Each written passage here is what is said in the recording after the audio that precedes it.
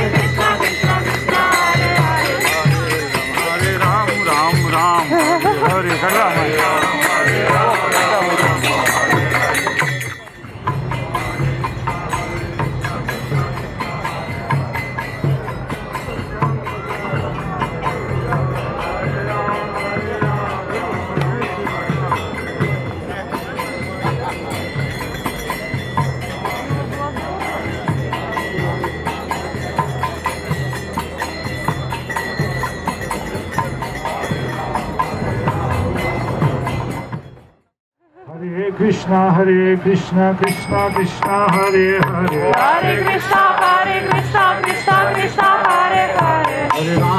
Hare Ram, Ram Ram, Hare Hare. Hare Ram, Ram Ram, Hare Hare. Hare Krishna, Krishna Krishna, Hare Hare. Hare Krishna, Krishna Krishna, Hare Hare.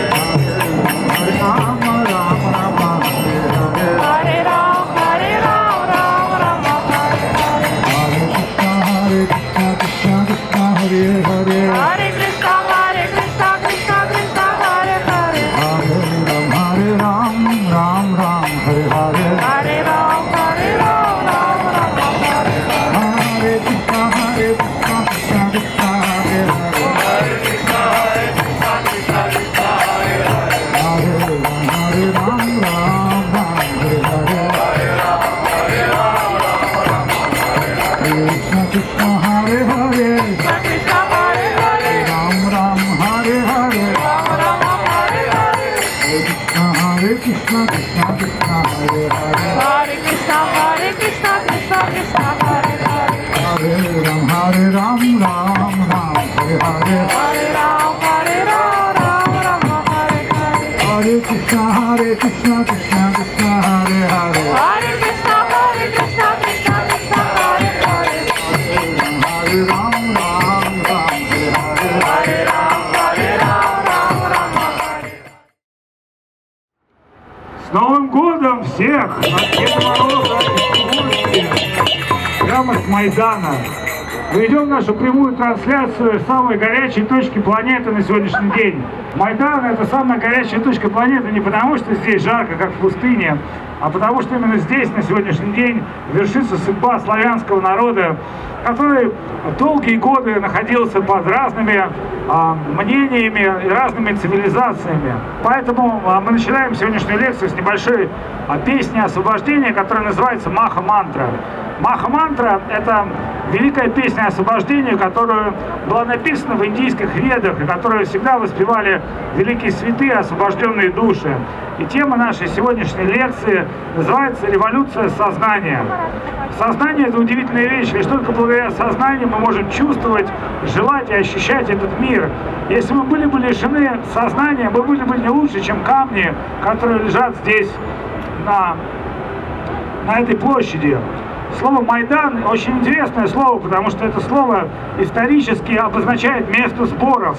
Майдан, как ни странно, это слово, которое также известно хорошо индусам прекрасно, потому что мы с вами говорим на индоевропейских языках.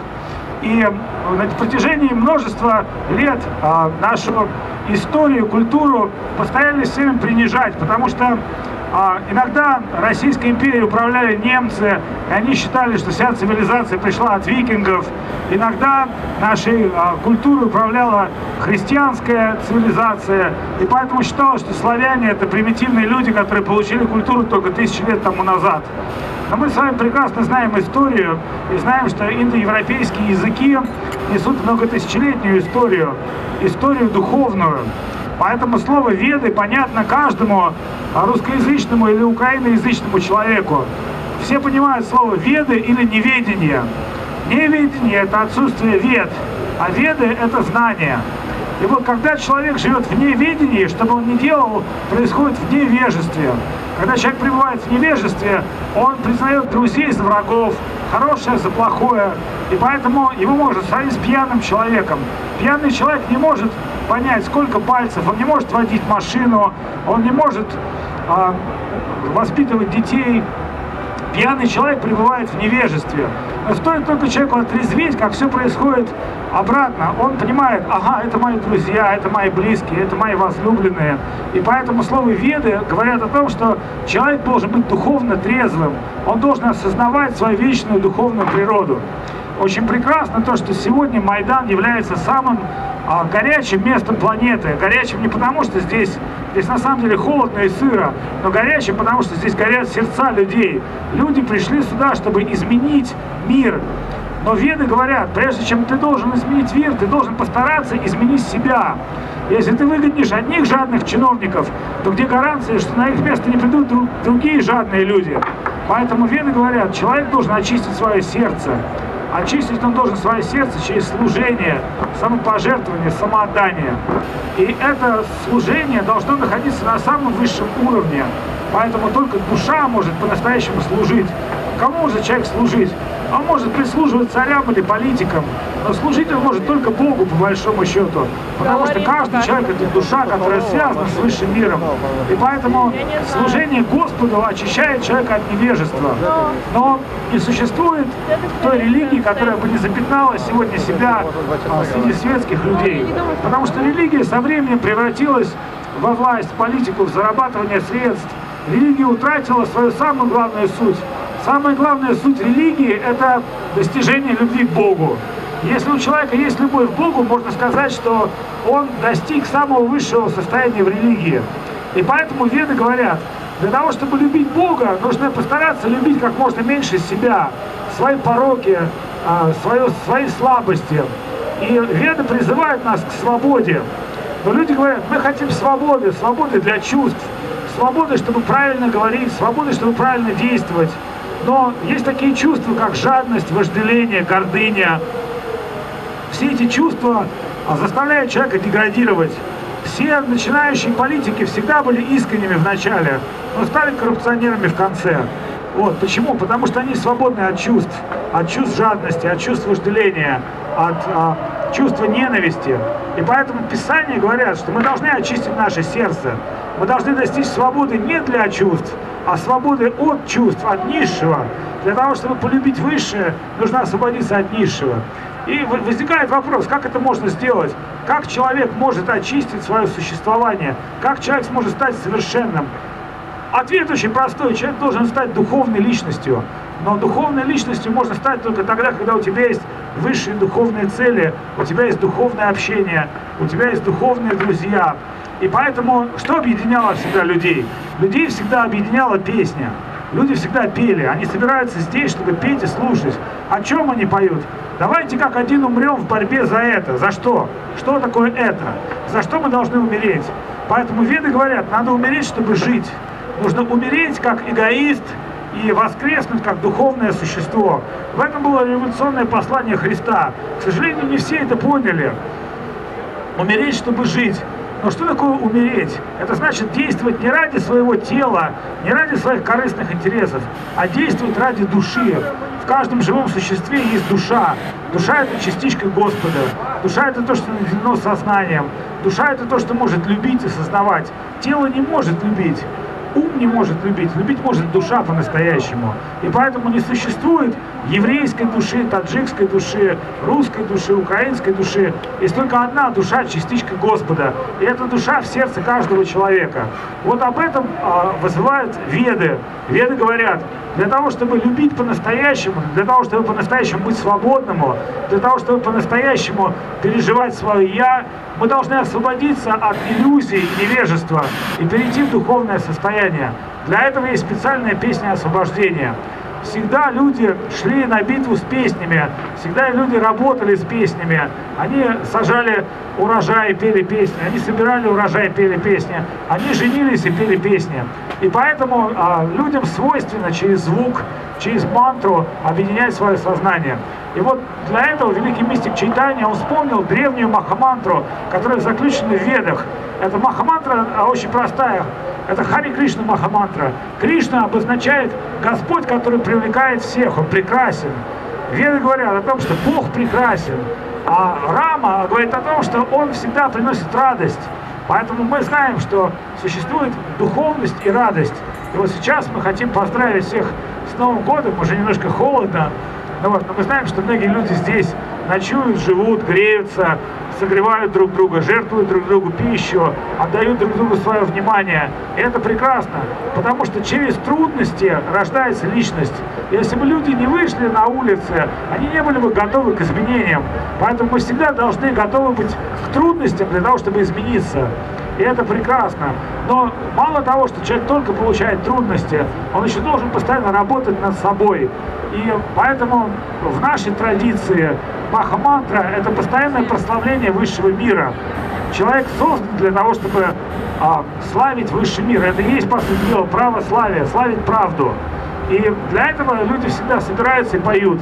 И поэтому мы сегодня здесь поем Хари Кришна Махамантру. Большое спасибо организаторам за то, что дали нам микрофон, возможность сказать два слова. Это подлинное проявление свободы, потому что человек всегда может обмениваться своими мыслями, чувствами, делиться с другими. И это очень революционно. Мы счастливы, что у нас есть возможность быть в самой горячей точке планеты, хотя сегодня Новый год и холодно, но мы желаем, чтобы все люди не только на Украине, но во всем мире пробудились к духовному сознанию. И это прекрасно, что люди пришли сюда отметить праздник. Да, они покинули свои теплые дома, покинули свои норы. И они вышли, чтобы измениться, чтобы быть другими, чтобы быть обновленными. И это прекрасно. А люди могут изменить только себя, поэтому революция всегда происходит в сознании человека. Сознание изменилось, человек изменился. А сознание всегда связано с верой человека. Человек должен всегда верить в светлое, в прекрасное. Он должен верить в истину. Если человек перестанет верить, он не сможет быть человеком по большому счету. И вот вера, сознание позволяет нам измениться, увидеть мир глазами по-другому. И в Древней Индии мудрецы всегда были отреченными людьми. Мудрецы не были стяжателями, они всегда жили в пещерах, жили в Гималаях. Хотя они были мудрые, великие и могли достичь много материальных богатств. Но они считали, что любовь и духовное знание – самое высшее богатство. Поэтому мы желаем всем в этом году достичь самых высших богатств. А это богатство просветления, духовное богатство. Новым годом, ребята! Давайте, девочки, давай. Солодки!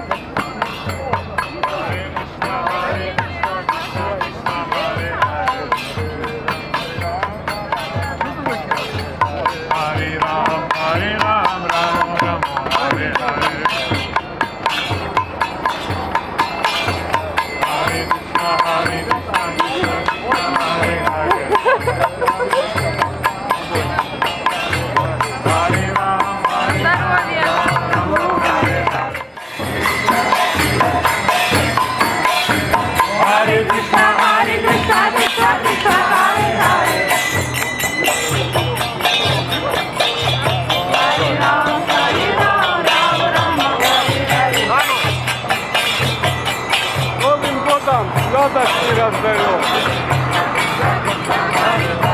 Новым годом!